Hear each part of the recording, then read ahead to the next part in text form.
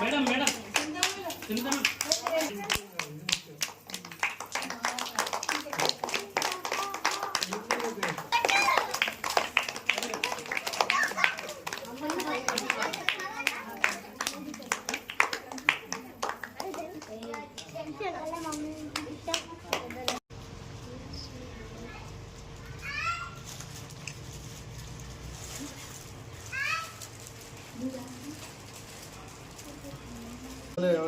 ఇమీడియట్గా స్పందించి ఓకే నర్సయ్య నేను మమతకు ఫోన్ చేస్తా, అలా కూతురు అమెరికాలో ఉంటుంది ఆ తల్లి, ఆమెకు ఫోన్ చేస్తా అన్నది. ఇమీడియట్గా ఫోన్ చేసింది, మళ్ళీ నాకు ఫోన్ చేసి నర్సయ్య ఓకే అన్నది అని చెప్పడం జరిగింది.